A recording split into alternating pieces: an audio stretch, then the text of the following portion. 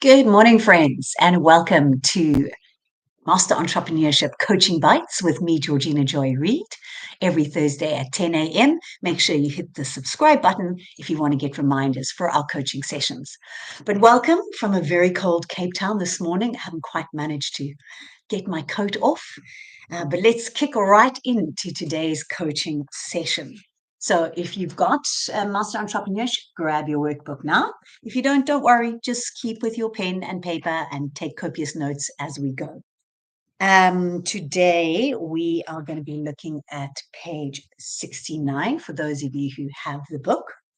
And there are a few important coaching notes in this particular bite. So let's start with the coaching. So straight up, place money. No, my dyslexia is kicking in and I'm reading the wrong word first. Place balance above money. What value do you add? What may irritate your customers about doing business with you? What is extraordinary about doing business with you? Knowledge, people, process, profit. Write that one down. Knowledge, people, process, profit. Where are you in those four? So place balance above money. I like to think of this as you work for money, but also work for love, work for joy, work for health, work for fulfillment. So not just purely focused on money when you're going from 6 a.m. like us entrepreneurs do, all the way through till 6 p.m. and even longer, and forget the rest of your life. Okay, you must place balance above money. You must have more than just money. Money is the outcome of what you do. Okay, it's the result of the work that you are doing, but it's not something to focus on, certainly not above balance. Okay, then what value do you add? This is my favorite. What value do you add to those around you through your business, to the world, to the economy? My favorite. I'd love to be adding more and more to the economy of South Africa. What value do you add? Why do people come to you?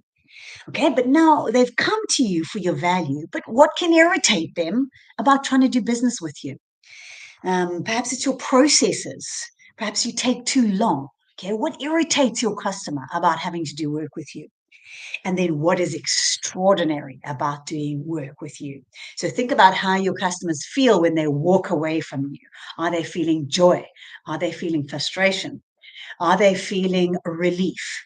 Okay, what is extraordinary about doing work with you? And that's very much going to be about you.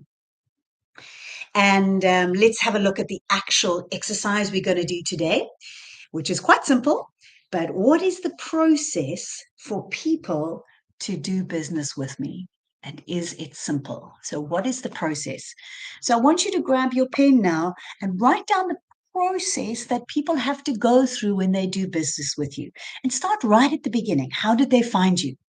Once they found you, how quick is it for them to get the information that they need?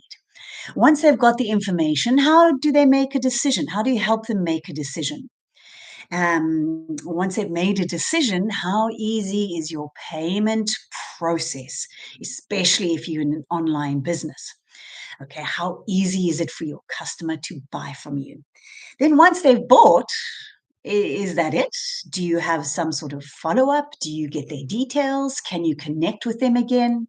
Okay, so you want to be looking at your process from A all the way down to Z.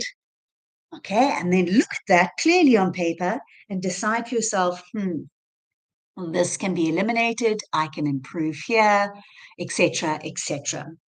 Okay, so if you start with, we'll do just a small section about how easy it is to buy from you.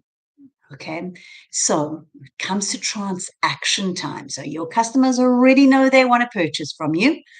How easy is your transaction? Have you got an online system? Are you at the till? Are you using a card machine? Do you have power for that card machine? And realistic problem here in South Africa. Okay, if it didn't work, could you still get payment from them? What could that possibly be? And then I'd like you to also look at the end process. Okay, because you want to nurture your customers, you want to keep them coming back again. Much easier to have repeat customers than it is to try and get brand new ones. Okay, so if you want to have repeat customers, how are you able to engage with them further after purchase? Is that something like taking down their email address? Is it something like asking for phone numbers, maybe joining WhatsApp community groups? It will depend very much on your business. But how are you able to draw people into your community? So, for example, at the end of any transaction that I'm doing in terms of selling a training or coaching sessions, um, and this is actually, even if the transaction is not successful, I'm able to say to my customers, well, would you like to stay in touch? Can I invite you to invite you to join the No Clucks Given newsletter, just to keep in touch? It's exceptionally rare. In fact, it's never happened that someone has said to me, no. Okay, so even though they haven't maybe wanted to buy directly from me at that moment in time, I'm still able to ask them to join me on the newsletter, and then I can keep in touch with them as time goes by, which is super, super powerful. Your customers need to think of you first when they are wanting the thing that you offer. Okay, and really, the only way to do that is to stay present in their minds, but not annoyingly present. Okay, don't be annoying. That's really important as well. And please ponder on that question while you're doing your list. What could possibly irritate my customers about doing this business with me?